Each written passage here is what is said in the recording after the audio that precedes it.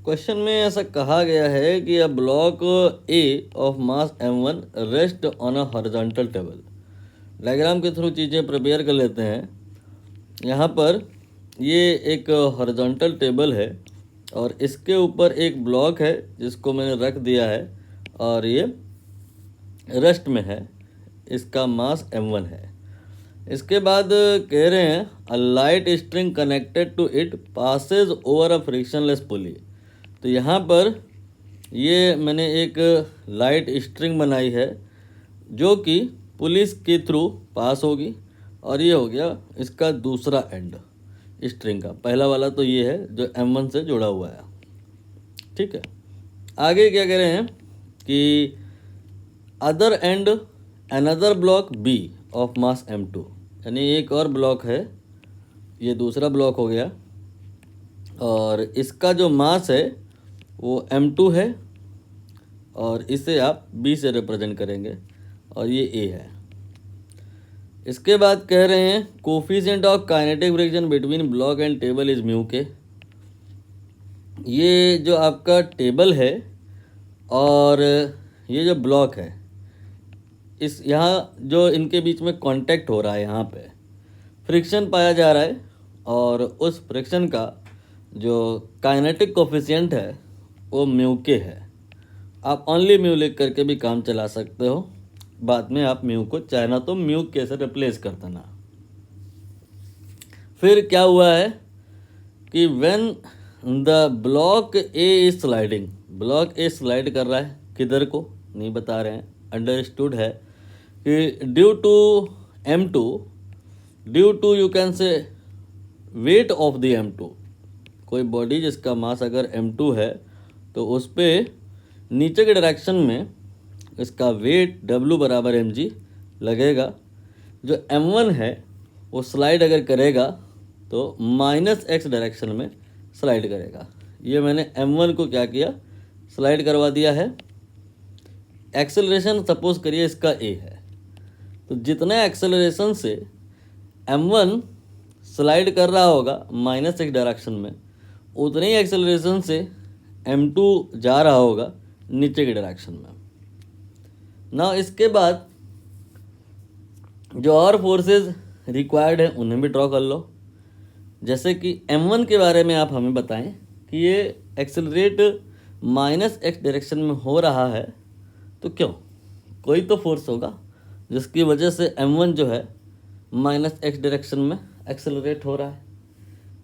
यहाँ पर m2g जो है वो तो m2 पे लग रहा है ना, m1 पे क्या है जो लग रहा होगा जिसकी वजह से इस m1 में एक्सेलरेशन है a के बराबर।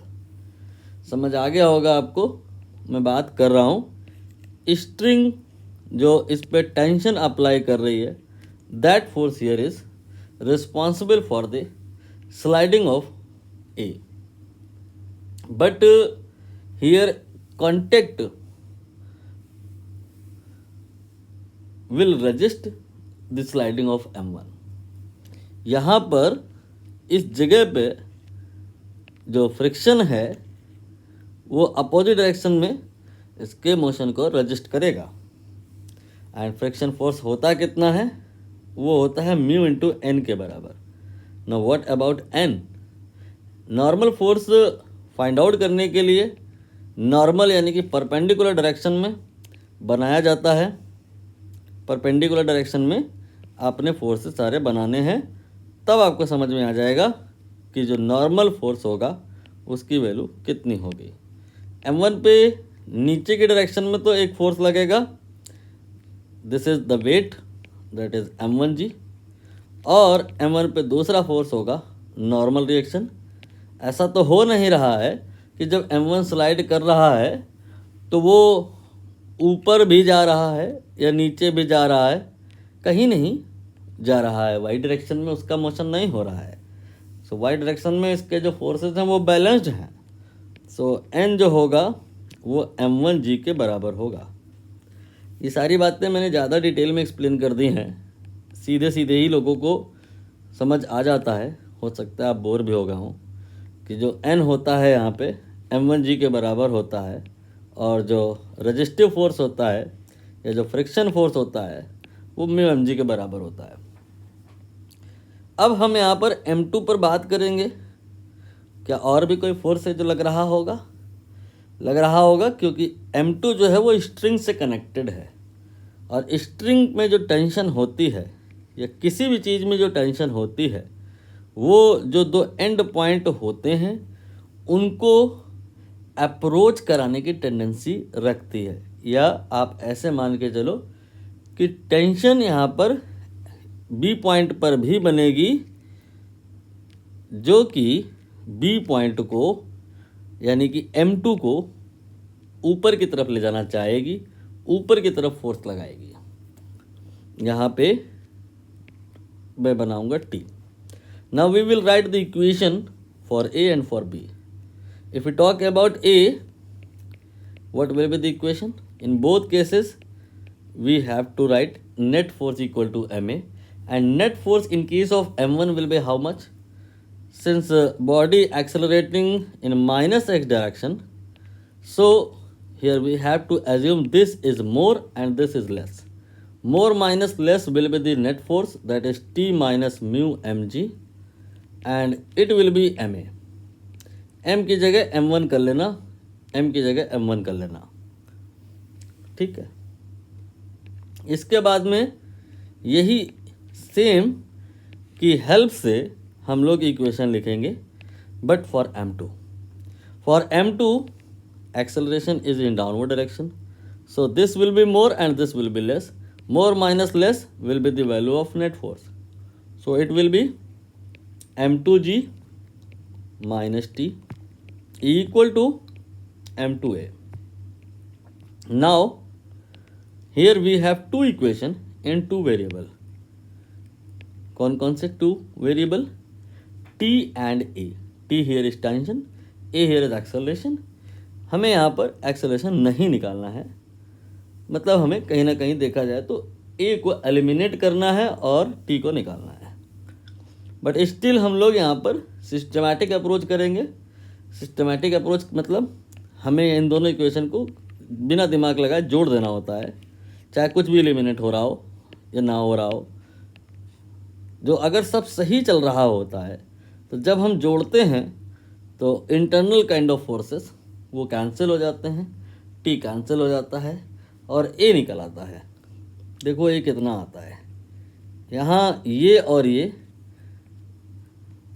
जब कंबाइन होंगे तो जी कॉमन ले लेने के बाद M2 देन म्यू M1 ये ब्रैकेट में होगा, और फिर जी ये M1 प्लस M2 ब्रैकेट में होगा, और ये A यहाँ से A निकल आएगा।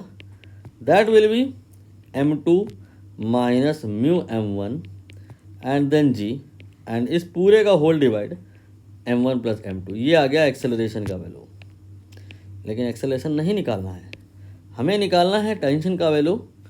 तो टेंशन की वैल्यू निकालने के लिए ये जो एक्सेलरेशन आया है इसे आप जहाँ भी चाहें, पहली इक्वेशन में या दूसरी में, किसी में भी रख दें, आंसर आ जाएगा। देखते हैं क्या आता है। M2G minus T equal to M2 then in bracket acceleration की जो वैल्यू है that is M2 mu M1 and divided by M1 plus M2 and then G, ठीक है। अब हम यहाँ पर चूँकि T निकालना चाहते हैं तो T को एक तरफ रखेंगे, बाकी सब एक तरफ। तो इस T को हमने जो है एक साइड किया, मान लो इधर किया मैंने, तो ये वाला टर्म इधर आएगा। क्या हो जाएगा? M2G then minus of this whole, इसको हमने यहाँ पर लिख दिया, ठीक है। अब इन दोनों में आप देखो क्या कॉमन आ जाएगा। M2G दोनों से कॉमन हो जाएगा, कॉमन ले लीजिए। ब्रैकेट में क्या आएगा? 1 देन ये और ये तो कॉमन हो गया, M2 then mu M1 and then divided by M1 plus M2। Now अब हम लोग एलसीएम लेंगे, तो ये जो फैक्टर है ये इस 1 के साथ मल्टीप्लाई होगा, कर लेते हैं। तो ये आ जाएगा M2G, देन ब्रैकेट में M1 प्लस M2, ये इसके साथ मल्टीप्लाई हो रहा है। इसके बाद में ये वाली चीज़ इस माइनस के साथ मल्टीप्लाई होके आएगी, तो माइनस में M2 होगा और प्लस में म्यू M1 होगा। पूरा में जो डिवाइड आएगा that will B M1 plus M2। अब आपने नोटिस करना है कि कुछ कैंसिल तो नहीं हो रहा है। M2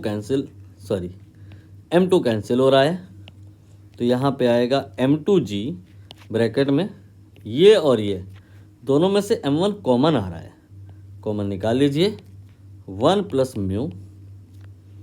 इसके बाद में यहाँ डिवाइड में आएगा M1 then M2, M1 plus M2। अब इसको आप थोड़ा सुंदरता के साथ लिखें तो M1 M2 टुगेदर आएंगे, फिर 1 प्लस म्यू आएगा और फिर लास्ट में G लिखा जाएगा। ये हो गया न्यूमरेटर और पूरे का डिवाइड हो जाएगा M1 प्लस M2। यही है आपके प्रश्न का आंसर, जिसे आप चेक कर सकते हैं। ऑप्शन नंबर ए से ये मैच कर जाएगा। देख लीजिए option number A, M1 M2 1 plus mu और म्यू के मैंने कहा एक ही बात है यहाँ, फिर G और फिर M1 प्लस M2।